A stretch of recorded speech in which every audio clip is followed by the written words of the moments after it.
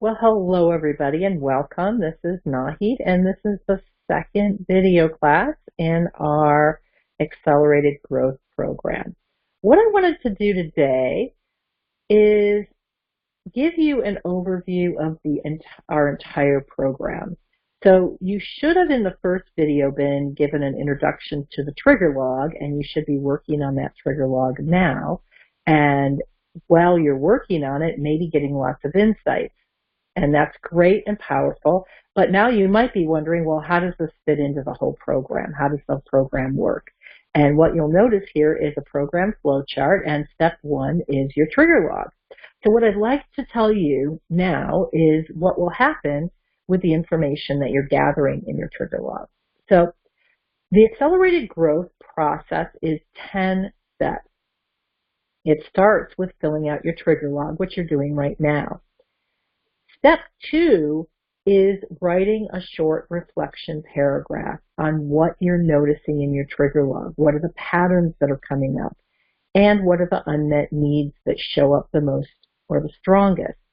I'm going to be explaining how to look at your trigger log and how to figure out what the unmet needs are and what the patterns are in our next class.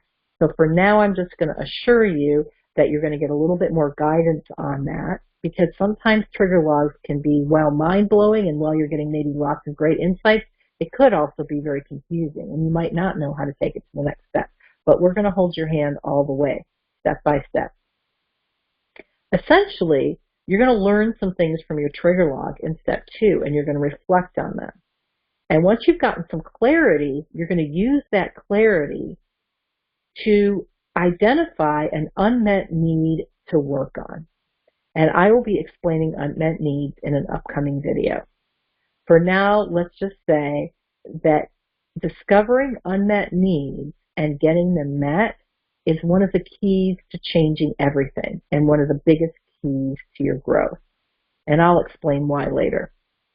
Once you've identified an unmet need to work on, you're going to start a new log. That log is called the empowerment log. And that log is directly related to taking this unmet need and learning what you need to learn to get it met. It turns out that often there's things that we need in the world to survive, to feel good about ourselves, to feel confident, capable, powerful. And some of them get blocked, and some of the time we're the ones that are blocking them through our thinking patterns. So what you're going to do in your empowerment log is you're going to identify your unmet needs, and you're going to identify what your thinking patterns are that help you get that need met and what your thinking patterns are that block you from getting that need met. That's going to be a lot of learning as well. And so your next step will be to reflect on that learning. That learning is going to lead you even deeper. So as you get more information on one unmet need from your empowerment log and you reflect on that, you're going to learn about your belief system. You're going to learn about the belief system that you have that blocks you from getting certain needs met. We call that your scarcity belief. And I'm going to be also giving you some background on beliefs and how they work in upcoming videos. But once you've identified the belief system that's getting in your way, then you're going to start another log, your third log and your last log in the program, which is your abundance log. Your abundance log is a log that you're going to be using to actively change beliefs.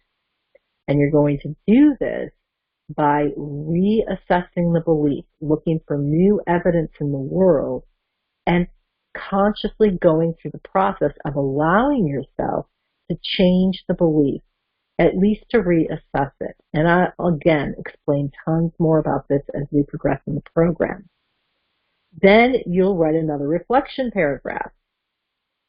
This was really important to kind of pull together what you're learning, because it's deep stuff and you might get insights or aha moments, but then within the next hour, even after you've had those insights, you might forget them again. And it's because what we're doing is we're identifying things that are operating on your subconscious.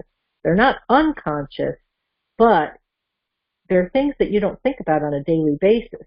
and your brain tries to run on autopilot. So when you try to bring these things to light, you'll look at them for a little while, but they'll want to go back and hide in the depths of your brain again, unless you keep looking at them and keep shining the light on them. So that's where step 9 comes in, conscious practice. Once you're very clear about how your thinking pattern works, what the belief system is that you want to change, what is the need that you need to get met, then you'll need to be practicing things in life. What you're basically doing is carving new grooves in your brain. It requires mental energy, though, and which is why in step 10 we go through a process called settling. What you do in step 10 is you consciously let go of all that deep concentration, and you start working in your regular life. But because you've had all of these insights through this program, you're going to be changing how you interact with things in your life. And you're going to be noticing that you're much more effective. What we want to do, though, is settle these new habits so that the effectiveness that you develop sticks. So that's the process. This is a picture of your trigger log, which you should have already started, but if you hadn't, it's not going to take long for you to start. And your goal is to gather about 10 entries. I can tell you that some people, once they start the trigger log, they just keep it going. And our intention for you is to always have a trigger log going. You might get your initial 10 entries and then stop getting entries, but as you continue through the growth process, you'll periodically go back and always look at your trigger log. It's the first point of entry. In other words, it's the first place that you start anytime you're ready to grow through something. Reflection paragraph 1 comes after the trigger log. So notice that is step 1 and step 2, and that will allow you to make a decision, which is step 3, and then you'll do your empowerment log. Your empowerment log looks a little bit different from your trigger log, but it's kind of the same process, and that will help bring your consciousness to pay attention to something that's really important to you and important to your change and growth.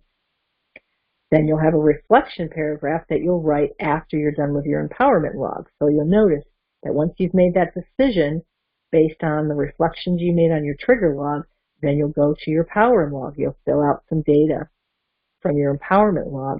Then you'll be writing another reflection paragraph, which allows you to make another decision about what you're going to work on in your abundance log, which looks like this. Your abundance log is the third and last log you'll keep.